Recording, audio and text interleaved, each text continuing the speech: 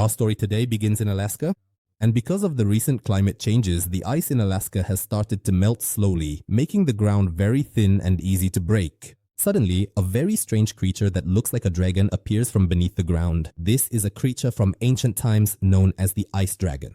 At the same time, a fisherman is sitting nearby cleaning the fish he caught. Suddenly, the knife cuts his hand, so he gets up to wash it in the sea, but his blood starts to drip onto the ground. At that moment, the dragon appears in front of him and gets ready to attack.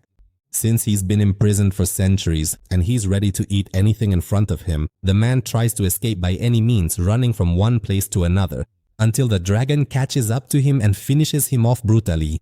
After that, we go to a village very close to that area called Pepper Mills Village. And the people there are living their day just like any other day, and no one has any idea what's happening in the ice at all. Everyone is just trying to finish their work and get home quickly before night falls. We get to know one of them, named Jack. Ever since his brother died, he's changed a lot, become distant from people, and just focuses on his work. The carpenter goes to the village restaurant to fix a few things inside.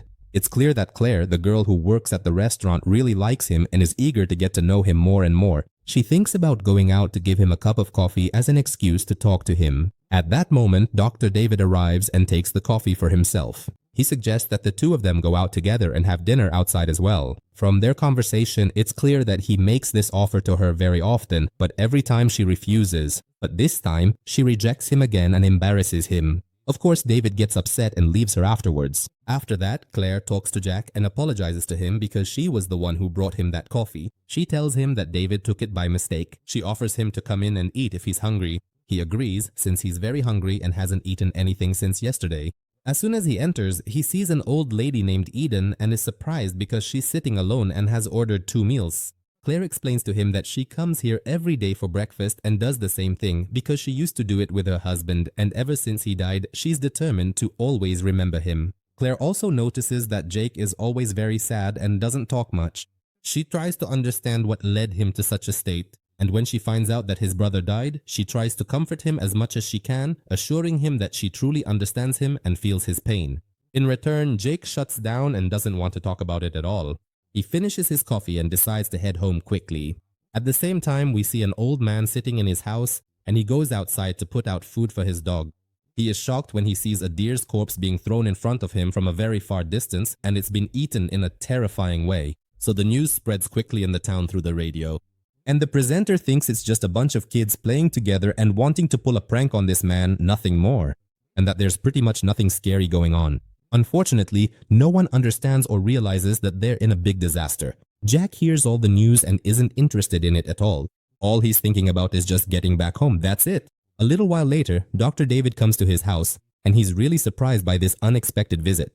David starts talking to him in an indirect way, trying to find out if there's anything going on between him and Claire, because he's interested in her and likes her, and he doesn't want any competition. So Jack reassures him and explains that as soon as he gets the insurance money from the accident his brother caused, he'll pack up his things and leave the whole town. He also makes it clear that he doesn't care about anyone else at all. David becomes very happy and reassured and tells him that if he ever needs anything, he should just call him. Then he says goodbye, leaves, parks his car by the road, and gets out to use the bathroom, ending up very close to the forest. Suddenly, he hears a strange and terrifying sound getting closer, and he's shocked when he sees the dragon in front of him. He starts running and hides in a safe place. And as soon as he's sure the dragon has left and he feels safe again, he comes out. He quickly returned to the car to escape, but as soon as he got in, the dragon appeared again, and he had no chance to get away. The dragon killed him brutally. The next day, another man goes into the same forest to hunt and finds some very strange marks on the ground, which makes him feel that something is wrong.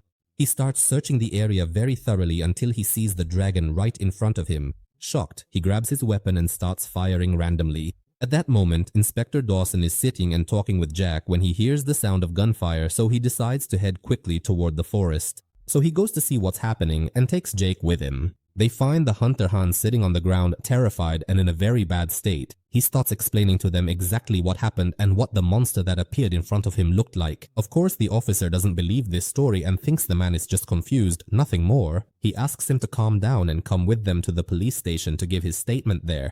By coincidence, Jake sees a shirt thrown in the distance and realizes it's the same shirt David was wearing yesterday. They're shocked when they find his hand lying on the ground. At that moment, they start to suspect that something really strange is happening. Hans assures them that this monster does exist, that he's not making things up, and that it will wipe out everyone if no one stops it.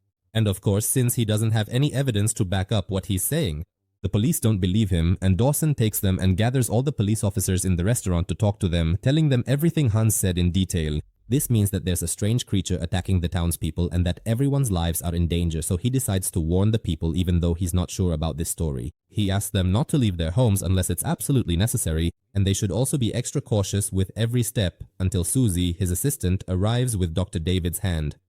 As soon as people see it, they're shocked and become even more terrified. The officer continues speaking, stressing that no one should ever go into the forest and that they also need to watch over their pets until he finds a solution to this problem and confirms whether there really is a monster. At that moment, the townspeople ask the officer what they're going to do about the annual festival that must be held in the village. Jack gets really upset with them and is surprised that they don't seem to realize the disaster and crisis they're in and that they're thinking about the festival instead. But when the officer thinks about it more, he decides that they should go ahead and hold the festival on time rather than spreading fear among the people. And people become certain that there really is a disaster, and the situation starts to spiral out of control. Suddenly, the officer receives a call from someone named Thomas who tells him that someone has attacked his farm, so the officer decides to head there quickly. At the same time, the old man keeps watching around the house, wanting to understand exactly what happened.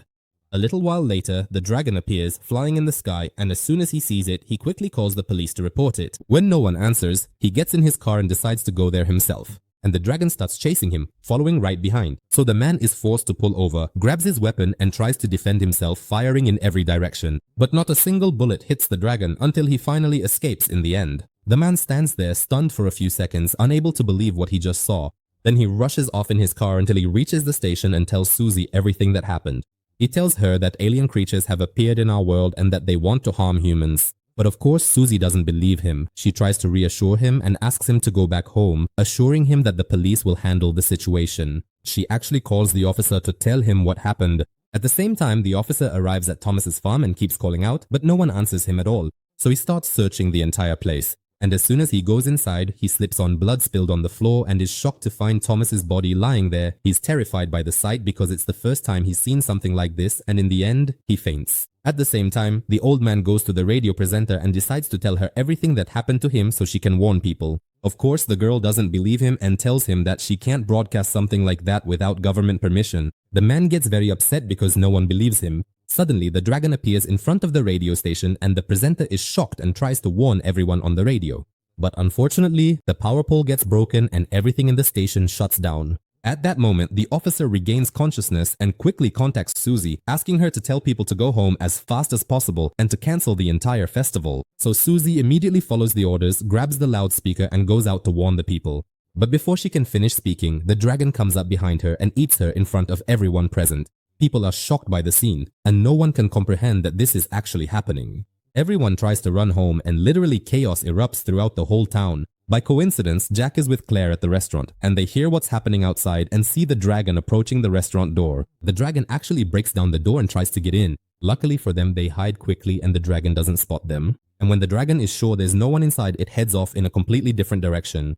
Anyone it encounters along the way, it finishes off immediately. A little later, the reporter and Farley also enter the restaurant, trying to figure out what this strange creature is and how it ended up here. At that moment, Claire remembers the old stories they used to laugh at when they were kids. Of course, no one believes her and they think she's gone crazy. But the only one who believes her is Hans. He tells them that there are old legends about a huge dragon named Fern. He confirms that it has lived in this area for centuries. According to the legend, this dragon used to attack only bad people and get rid of them. But unfortunately, over time, its hunger grew and he could no longer see anything in front of him except his prey. His only focus was to hunt it down, and things got out of control until one day, a very powerful man named Odin came and fought this dragon. He managed to imprison it beneath the ice, and it remained that way for all the years that followed. And surely he was able to get out from under the ice during this period, since the ice started to melt. Claire is surprised that he knows all this information and the entire story. So Hans starts telling them that his father used to work as a hunter and he would always take him along to work. They would go to strange and faraway places and it was his father who told him this whole story. And he always warned that if the ice melted, a huge monster would emerge from beneath it and wipe out everyone.